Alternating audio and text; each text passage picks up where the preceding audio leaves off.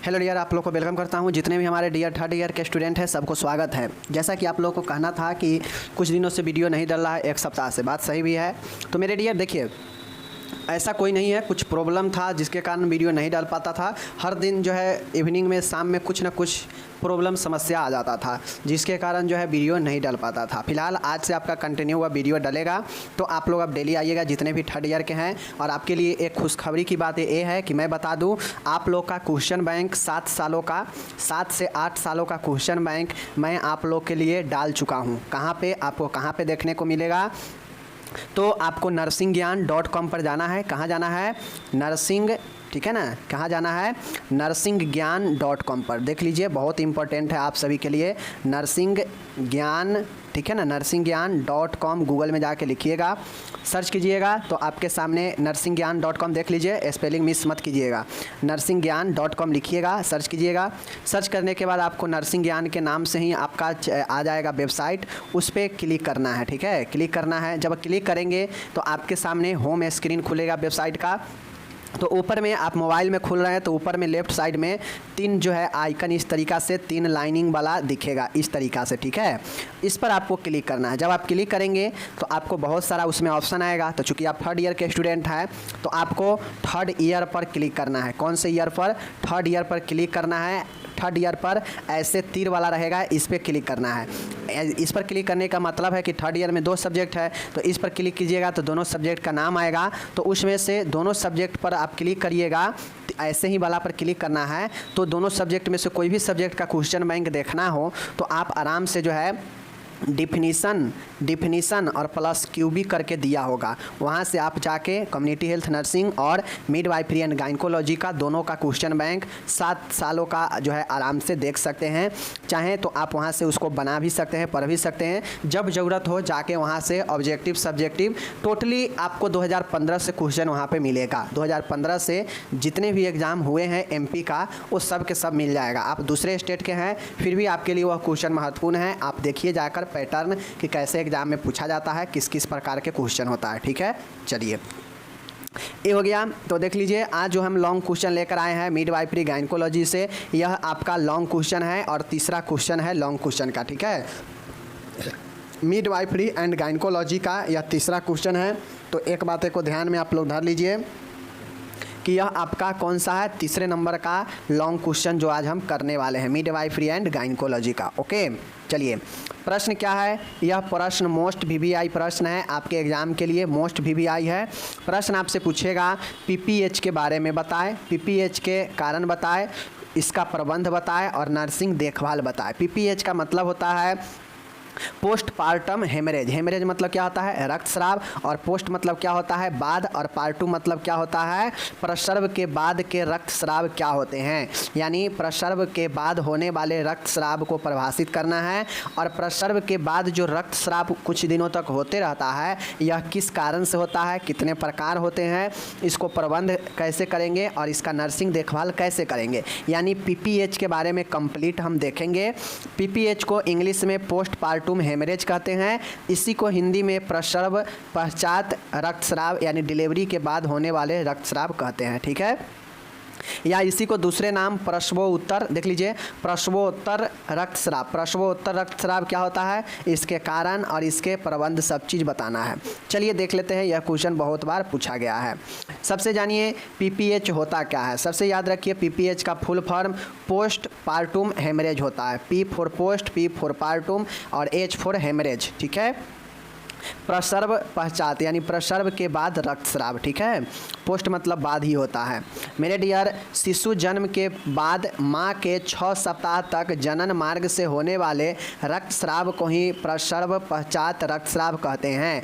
यह रक्तस्राव सूतिका अवस्था में कभी भी हो सकता है। अब आप लोगों को मैं सूतिका अवस्था पढ़ा चुका हूँ कि पेरिनियम होता क्या है, ठीक है ना। सूतिका अवस्था क्या है तो ये मैं बता चुका हूँ आप लोग को, डिफिनीशन में भी वर्ड इसको समझा चुका हूँ।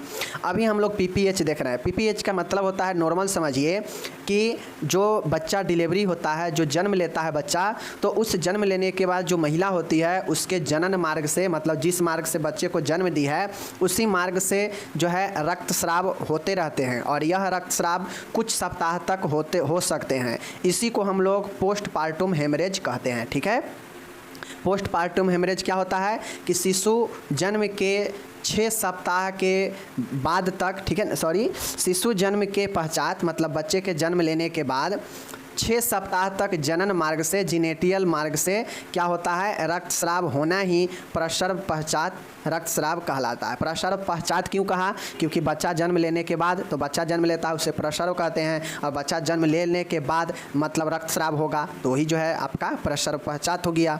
तो यह जो रक्तस्राव होता है सूतिका अवस्था में कभी भी हो सकता है। मतलब सूतिका अवस्था में अब हम लोग ये भी जानते हैं कि सूतिका अवस्था क्या होता है, तो बच्चे के डिलीवरी के बाद प्रथम जो 3 से 4 सप्ताह का समय होता है वो सूतिका अवस्था होता है।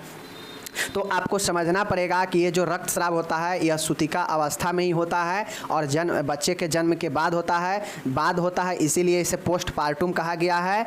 और सूतिका अवस्था में यह जो है आपके कभी भी हो सकता है। तो प्रथम जन्म के प्रथम 3 से 4 सप्ताह का जो समय होता है, इसी 3 से 4 सप्ताह में तो बहुत ज़्यादा सिक्रेशन स्राव होते रहता है, ठीक है ना। तो इसी में ब्लडिंग भी होता है, तो इसको जो है हम लोग क्या कहेंगे, पीपीएच कहेंगे। उम्मीद है आप लोग समझ गए होंगे। ठीक है, चलिए प्रकार क्या होते हैं मेरे डियर, टाइप्स क्या होते हैं। तो यह अलग अलग प्रकार के जो है हेमरेज होता है। कितने प्रकार का है, पहला है प्राथमिक प्रसव पश्चात रक्तस्राव, प्राइमरी पोस्टपार्टम हेमरेज। प्राइमरी का मतलब होता है प्राथमिक प्रसव पश्चात रक्तस्राव, मतलब प्राइमरी पोस्टपार्टम हेमरेज, मतलब पीपीएच जो होगा वह एक प्राइमरी प्रकार के होगा, प्राथमिक प्रकार के होगा। ठीक है, यह रक्तस्राव प्रसव पूरा होने के 24 घंटे के अंदर होता है, इसलिए इसे अर्ली पोस्टपार्टम हेमरेज भी कहते हैं। एटोनिक गर्भधारण, चोट व दुर्घटना व रक्त स्कंदन विकार इसके मुख्य कारण हैं। ठीक है मेरे डियर, एक बात समझिएगा, प्राइमरी पोस्टपार्टम हेमरेज का जो मतलब होता है कि जैसे बच्चा जन्म लिया, जन्म लेने के 24 घंटे के अंदर तक जो इसके अंदर जो हेमरेज होगा, जो रक्तस्राव होगा, वो जो है हमारा प्राथमिक होता है। ठीक है, प्राथमिक प्रकार के। जैसे मान गए बच्चा अभी जन्म लिया और अभी से 24 घंटे के अंदर अभी से लेकर 24 घंटे के अंदर में जो भी ब्लीडिंग होगा, जो भी हेमरेज होगा, रक्तस्राव होगा, वह क्या होगा, प्राइमरी प्रकार के पीपीएच होगा। ठीक है, ये जो होता है इसका जो आपका समझना चाहिए, इसका मुख्य कारण होने का ये होता है कि एटोनिक गर्भधारण हो, या चोट लगने से, या दुर्घटना होने से, या रक्त स्कंदन विकार मतलब ब्लड का जो है थक्का न बनने वाला समस्या हो, तो जिसके कारण ब्लडिंग जो है 24 घंटे में के अंदर होते रहता है और ये प्राइमरी प्रकार के होता है। ठीक है, तो ये चीज़ें याद रखिएगा। दूसरा है द्वितीयक प्रसव पश्चात रक्तस्राव। द्वितीयक का मतलब होता है सेकेंडरी, एक है प्राइमरी और एक है सेकेंडरी। ठीक है, इसी को हम लोग प्यूरिपेरल हेमरेज कहते हैं। ठीक है, इसको ट्रू पीपीएच भी कहते हैं। यह रक्तस्राव प्रसव पूरा होने के 24 घंटे के बाद होता है। इसे विलंब जन्मों उपरांत सूतिका रक्तस्राव मतलब डिले पोस्टपार्टम हेमरेज भी कहते हैं। देखिए, प्राइमरी होगा तो 24 जन्म बच्चा लेगा, प्रसव के तुरंत प्रसव के होने के 24 घंटे के अंदर जो भी ब्लीडिंग होगा वह प्राइमरी में आएगा। ठीक है, हेमरेज होगा। द्वितीयक जो होगा वह 24 घंटे के बाद होता है, क्योंकि 24 घंटे तक जो भी होगा वो तो प्राइमरी में आ जाएगा।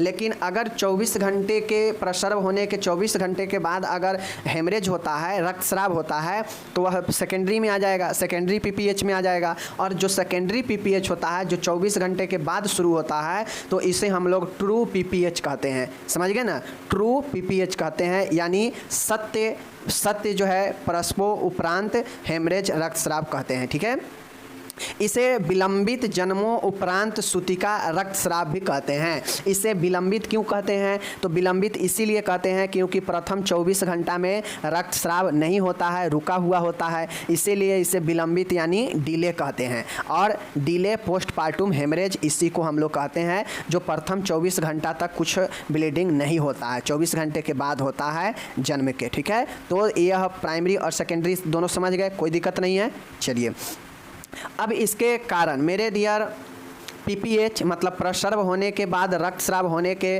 3 प्रमुख कारण है। कौन कौन कारण है देख लीजिए। ऊपर मैंने आपको बताया मैंने ऊपर आपको बताया।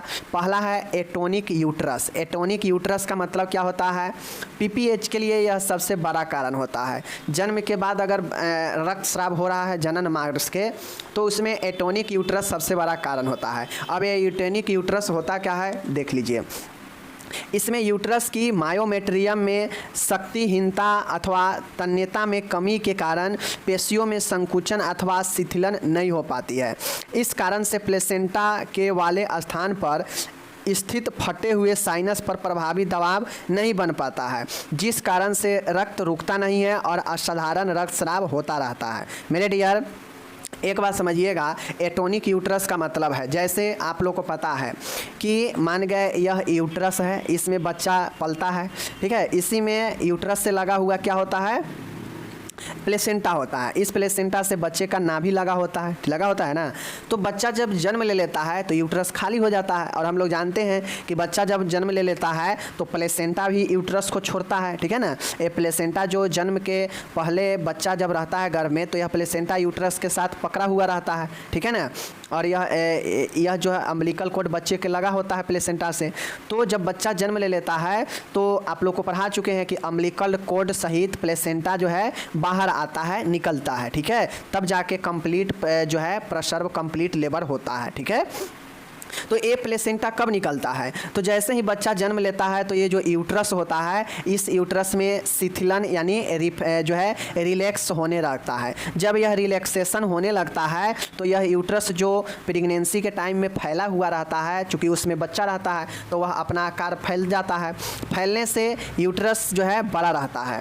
अब बच्चा जन्म ले लिया, बच्चा निकल गया, तो क्या होता है कि यह धीरे धीरे सिकुड़ने लगता है, अपने पूर्व के स्थिति पर जाने लगता है यह यूट्रस, समझ गए। तो जब यह सिकुड़ता है तो क्या करता है कि दबाव पड़ता है। किस पे दबाव पड़ता है? प्लेसेंटा पे दबाव पड़ता है। अब प्लेसेंटा पर दबाव पड़ता है तो यह प्लेसेंटा धीरे धीरे क्या होता है कि यह यूट्रस वाले दीवार को छोड़ता है, ठीक है।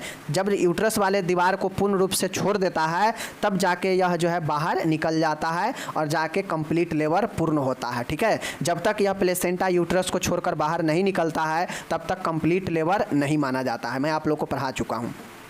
तो जब ये प्लेसेंटा छोड़ता है तो चूंकि यह यूट्रस के दीवार तो मांस का बना होता है, मांसपेशी का बना होता है, तो जब ये छोड़ता है ना प्लेसेंटा, तो यह अपने साथ कुछ भाग जो है इस यूट्रस का भी ले आता है, अपने साथ में खींच लेता है। जैसे मानिए आप किसी के बॉडी पर अगर आप गरम कोई चीज़ चिपका दीजिए तो क्या होगा? चभक जाएगा। और चभकने के बाद जब उसको आप खींचिएगा उस चीज़ को, तो क्या करेगा? उसका चमड़ा भी खींचेगा। तो ठीक इसी प्रकार से यह चभका हुआ रहता है, यूट्रस के दीवार के साथ लगा होता है। अब इस पर दबाव पड़ता है, यूट्रस सिकुड़ने के कारण इस पर दबाव पड़ता है।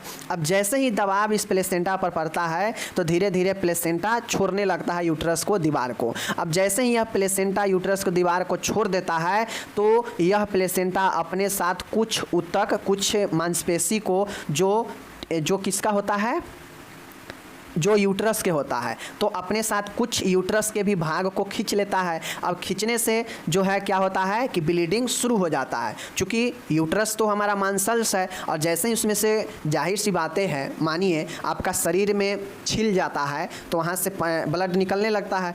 तो उसी प्रकार से यह प्लेसेंटा अपने साथ यूट्रस के कुछ हिस्सा को निकाल लेता है, नोच लेता है कहिए तो, और फिर जो है यह बाहर आ जाता है। तो जैसे ही यह यूट्रस से ब्लीडिंग होता है प्लेसेंटा निकलने के बाद, तो ब्लीडिंग कैसे बंद होता है? तो ब्लीडिंग ऑटोमेटिक बंद होता है। ऑटोमेटिक बंद होने के लिए इस यूट्रस को कंप्लीट सिकुड़ना पड़ता है, कंप्लीट अपने जगह पर जाना पड़ता है। तो जब यह अपने जगह पर जाता है यूट्रस, तो जहाँ कुछ भाग जो निकल चुका है प्लेसेंटा के साथ, उस पर दबाव देता है, उस पर प्रेशर पड़ता है। प्रेशर पड़ने से धीरे धीरे यह ऑटोमेटिक जो निकला हुआ भाग होता है यूट्रस का हल्का, वह जो है धीरे धीरे ढकने से, प्रेशर पड़ने से ब्लीडिंग बंद हो जाता है। समझ गए? तो यही जो है यूट्रस का गुण होता है। लेकिन ये टोनिक यूट्रस कारण इसलिए होता है क्योंकि इसमें जो है शिथिलन ही नहीं हो पाता है, और जब यूट्रस में सिकुड़ना यानी शिथिलन नहीं होगा तो यह जो है जो खींचा हुआ जो भाग है यूट्रस के वह उस पर दबाव नहीं पड़ेगा, दबाव नहीं पड़ेगा तो ब्लीडिंग रुकेगा नहीं, क्योंकि हम लोग जानते हैं ब्लीडिंग को रोकने के लिए सबसे पहला काम प्रेशर देना होता है, दबाव देना होता है। तो ये ऐसा थोड़ी ना कि यूट्रस में हाथ लगा के दबाव दिया जाएगा। तो यूट्रस के गुण होता है कि जैसे ही प्लेसेंटा निकला ब्लीडिंग हुआ तो उसको ब्लीडिंग रुकता तभी है जब उस पर यूट्रस सिकुड़ कर और उस निकले हुए भाग से जो है उस पर दबाव देता है, और दबाव देने से वह क्या हो जाता है कि प्रेशर पड़ने से ब्लीडिंग बंद होने लगता है धीरे धीरे। लेकिन एटोनिक यूट्रस में यही जो सिकुड़न का काम होना चाहिए, जो शिथिलन का काम होना चाहिए, यही नहीं हो पाता है यूट्रस में। ठीक है, चीज़ों को समझ गए। चलिए, यही साइनस के मतलब वही होता है कि जो फटे हुए जो प्लेसेंटा वाले स्थान पर जो फटे हुए मांस होते हैं, जो मांसपेशी होते हैं, उस पर प्रभावी दबाव नहीं बन पाता है, जिसके कारण रक्त नहीं रुकता है और असाधारण ब्लीडिंग होते रहता है। ठीक है, चीज़ों को समझ गए। इसी को हम लोग एटोनिक यूट्रस कहते हैं, और सबसे बड़ा कारण यही होता है कि प्रसव के बाद जो ब्लीडिंग होता है, सबसे बड़ा कारण एटोनिक यूट्रस होता है। अब एटोनिक यूट्रस होने का अलग अलग कारण होते हैं, क्योंकि एटोनिक यूट्रस जो है होने के क्या क्या कारण हैं जिसके कारण ब्लीडिंग नहीं रुक पाता है। तो अगर एक से ज़्यादा प्रसव हो, मतलब बच्चा एक से ज़्यादा हो गर्भ में, लंबा जो लेबर का टाइमिंग है वो लंबा चले, ठीक है ना, प्लेसेंटा रिटेंड कर चुका हो, समझ गए ना, प्लेसेंटा जो है बाहर पहले ही आ चुका हो, गर्भाशय क्रूप प्रस्तुति मतलब यूट्रस का सही स्थिति में नहीं होना, प्रसव की तीसरी अवस्था का कुप्रबंध, अगर आप प्रसव के तीसरे अवस्था को आप अच्छे से मैनेजमेंट नहीं करते हैं, तैयारी नहीं करते हैं, तो कारण हो सकता है एटोनिक यूट्रस का। ठीक है ना, गर्भाशय का अत्यधिक तनाव, गर्भाशय का अत्यधिक तनाव भी इसका कारण बन सकता है कि यूट्रस फट जाएगा आसानी से। ठीक है ना, यूट्रस के अंदर के मांसपेशी फट जाएगा। तो पहला कारण एटोनिक यूट्रस देख लिए, कोई दिक्कत नहीं है। एटोनिक यूट्रस होने का क्या कारण है कि लंबा प्रसव चलेगा, एक से अधिक डिलीवरी होगा, ठीक है, रिटेन प्लेसेंटा रिटेंड कर गया हो, गर्भ जो है गर्भाशय मतलब यूट्रस जो है माल प्रेजेंटेशन हो, मतलब उसका स्थिति गड़बड़ हो, प्रसव का जो तृतीय अवस्था है उसका प्रबंध आप सही नहीं करेंगे, गर्भाशय पर अधिक तनाव पड़ने से भी पीपीएच यानी एटोनिक यूट्रस जो है हो जाता है, जिसके कारण यूट्रस से रक्तस्राव होते रहता है। ठीक है, चलिए, दूसरा जो कारण है वह चोट के कारण है। मैंने आपको ऊपर ही बताया कि ट्रॉमेटिक कॉज, ट्रॉमेटिक कॉज का मतलब होता है कि स्त्री के चोट के कारण भी रक्तस्राव हो सकता है।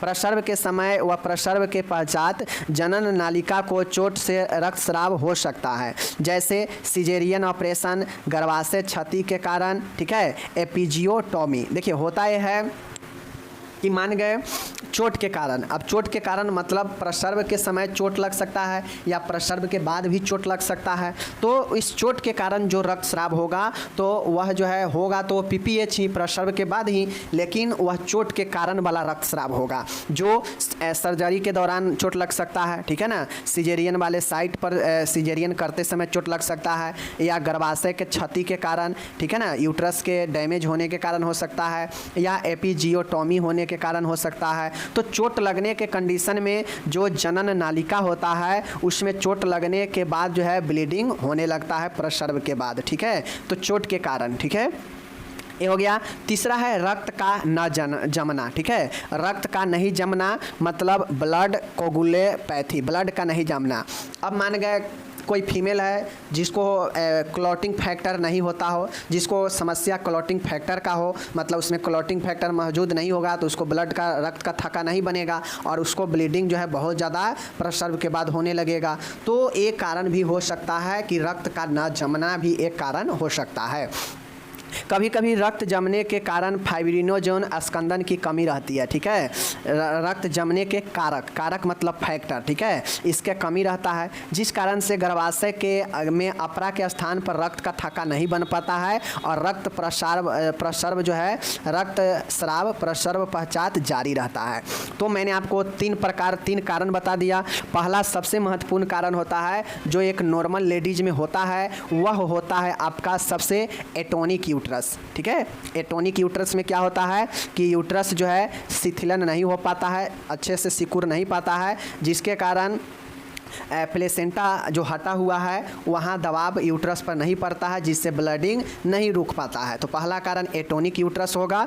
एटोनिक यूट्रस होने के लिए, सही करने के लिए यूट्रस को अपने स्थान पर शिथिलन होना जरूरी है, संकुचन होना जरूरी है। ठीक है।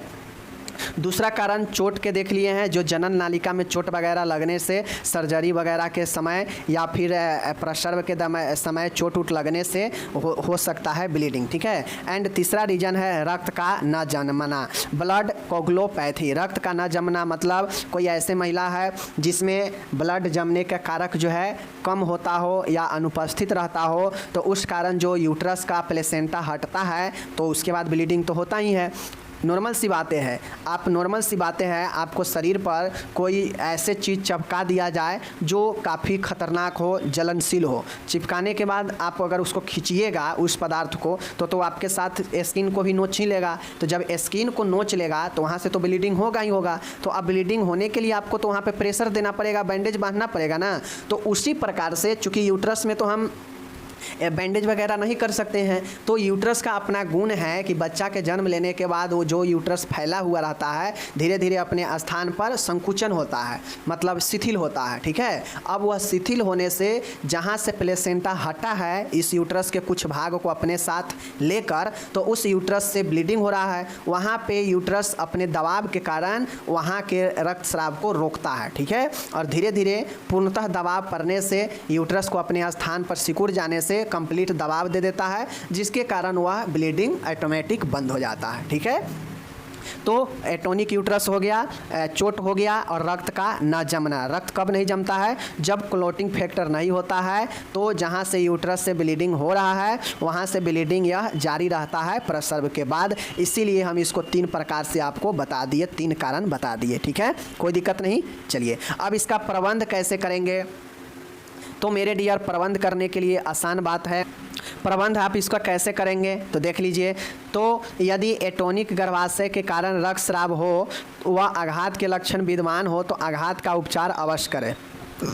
आघात के मतलब क्या होता है? शॉक। अब शॉक कब कब लगता है?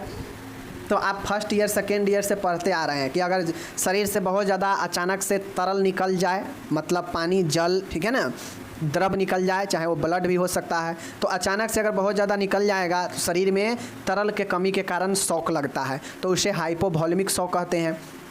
तो अगर एटोनिक यूट्रस के कारण अगर रक्तस्राव हो रहा है, अब एटोनिक यूट्रस क्या है कितना बार बता दिए, तो अगर एटोनिक यूट्रस के कारण अगर रक्तस्राव हो रहा है प्रसव के बाद, तो उस कंडीशन में अगर पेशेंट में शॉक का लक्षण अगर मौजूद है तो हम पहले शॉक का उपचार करेंगे। ठीक है।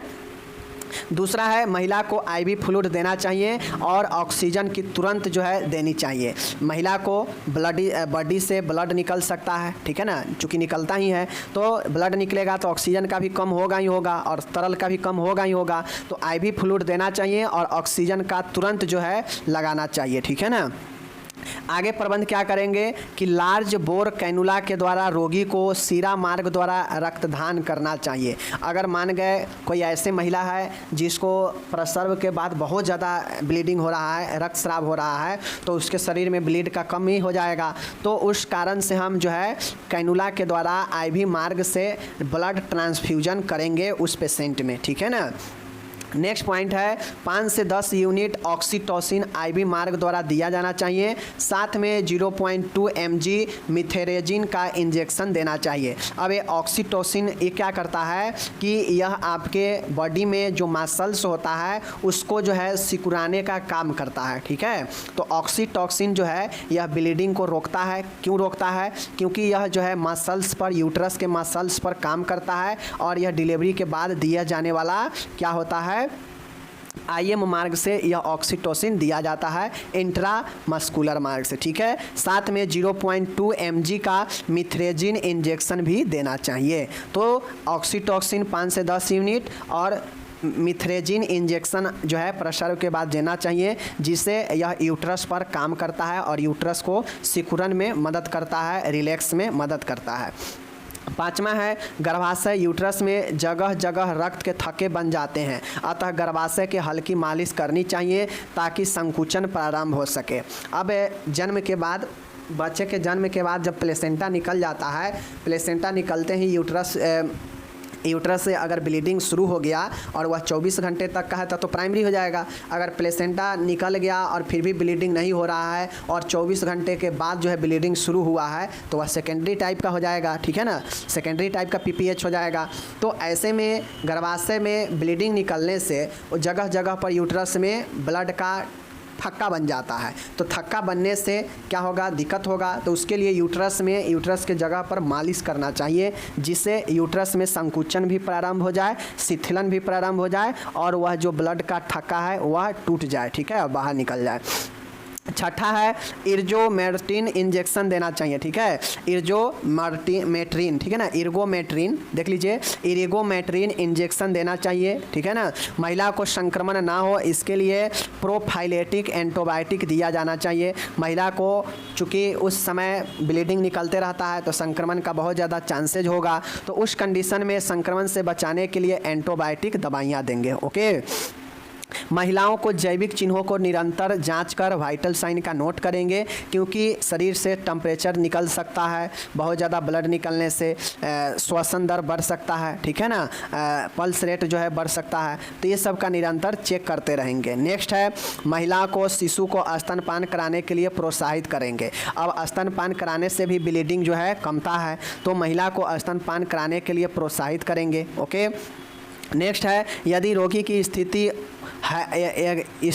स्थिर है व रक्तस्राव जारी हो तो रोगी को गर्भाशय की जांच कर देखना चाहिए कि अपरा का कोई भाग शेष तो नहीं रह गया है। यदि ऐसा है तो मैन्युअली निकाल दिया जा सकता है। मेरे डियर, कभी कभी होता है कि जो प्लेसेंटा यूट्रस को छोड़कर निकलता है ना, तो कभी कभी मजबूती से पकड़े होने के कारण जो है प्लेसेंटा का कुछ भाग यूट्रस से ही लगा हो जाता है और कुछ भाग निकलता है। तो उस कंडीशन में भी जो है बहुत ज़्यादा पेनफुल होता है, बहुत ज़्यादा जो है दिक्कत करता है, ब्लीडिंग होता है। तो इस कंडीशन में अगर हम इस चीज़ को नोटिस करेंगे कि पेशेंट स्थिर है, पेशेंट बिल्कुल जो है ठीक है, इसका स्थिति बिल्कुल स्थिर है, स्टेबल है, लेकिन ब्लीडिंग कंटिन्यू हो ही रहा है, तो हम उसके यूट्रस को जांचेंगे, यूट्रस को देखेंगे। यूट्रस में देखेंगे कि क्या अपरा का कुछ भाग यूट्रस में तो नहीं है। अगर ऐसा है तो मैन्युअली निकालेंगे उसको, ठीक है। तो इस बात को ध्यान में रखना चाहिए। चूँकि पेशेंट के लिए अगर कंप्लीट रूप से प्लेसेंटा या डिलीवरी में कोई भी चीज़ अगर यूट्रस में रह जाता है तो वह बहुत ज़्यादा खतरनाक होगा आगे चल के, ठीक है ना। बाई मैनुअली दबाव द्वारा गर्भाशय के एंटीरियर व पोस्टीरियर दीवार को दबाकर रक्तस्राव को रोका जा सकता है।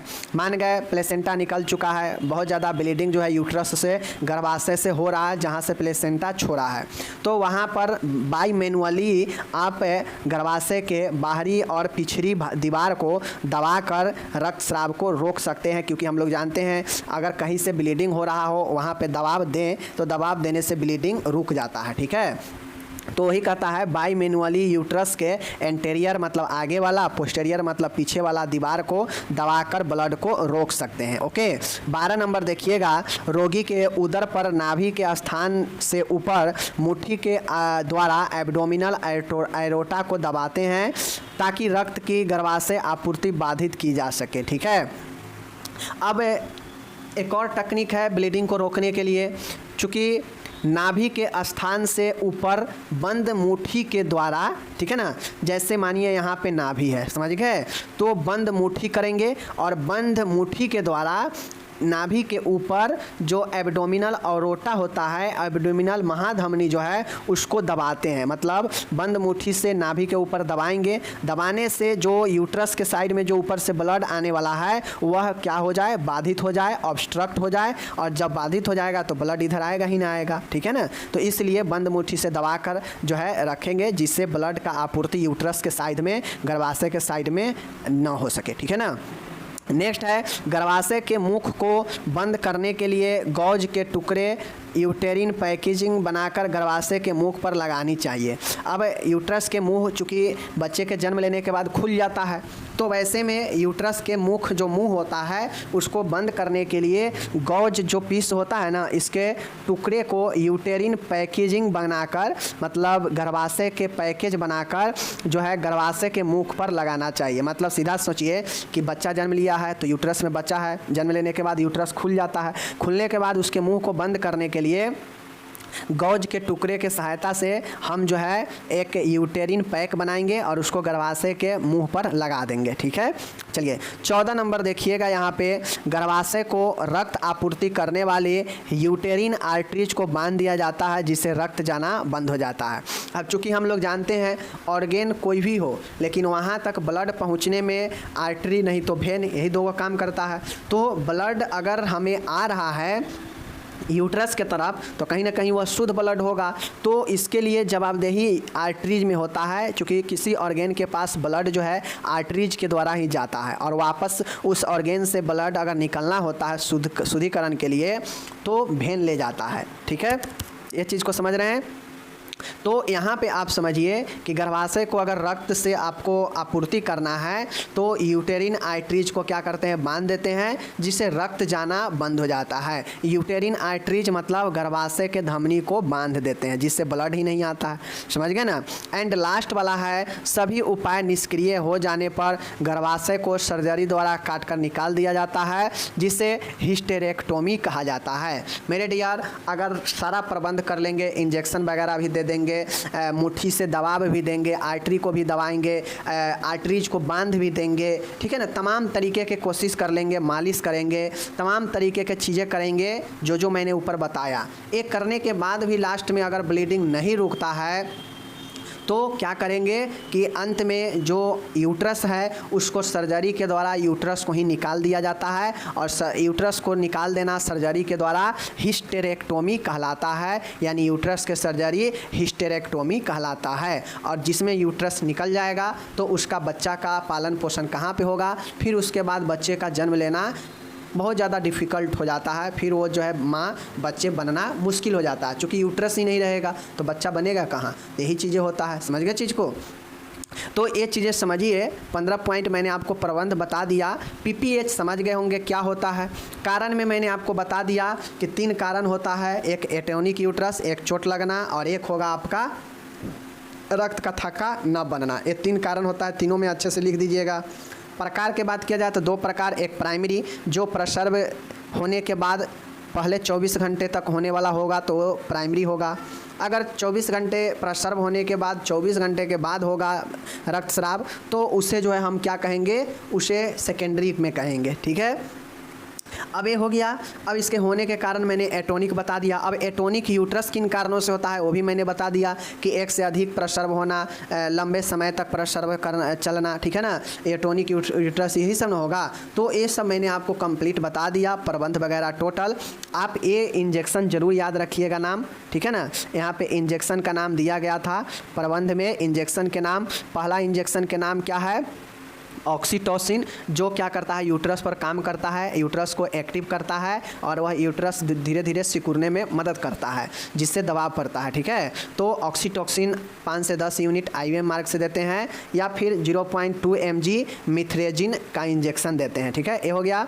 उसके बाद अगला इंजेक्शन दे सकते हैं इर्जोमेट्रिन का। ठीक है, इर्जोमेट्रिन का इंजेक्शन देते हैं। अब ये 3 इंजेक्शन इंपॉर्टेंट है, याद रखिएगा, जो प्रसव के बाद रक्तस्राव रोकने के लिए महत्वपूर्ण है। ठीक है, तो मैंने आपको टोटल कंप्लीट बता दिया। आप लोग का पीडीएफ डिस्क्रिप्शन में मिल जाएगा। और जो लोग ये कहते हैं कि 3rd ईयर का क्लास बंद हो गया क्या, बंद हो गया क्या, अब नहीं आएगा क्या, तो मेरे डियर क्लास रेगुलर आएगा। कोई समस्या होने के कारण ही वीडियो नहीं आ पाता है, नहीं तो अदरवाइज वीडियो आना तय है, आएगा ही। आप लोग के हम भार लिए हैं तैयारी कराने के लिए, तो ज़रूर तैयारी करवा कर ही छोड़ेंगे और रिपीट करवा करवा के तैयारी करवाएंगे, एकदम दिमाग में डाल देंगे, ऐसे हम आपको तैयारी करवा देंगे। ठीक है, मिलेंगे अगले वीडियो में। पीडीएफ डिस्क्रिप्शन में मिल जाएगा हिंदी इंग्लिश दोनों का। तो आप लोग अपना पढ़ाई कीजिए। धन्यवाद।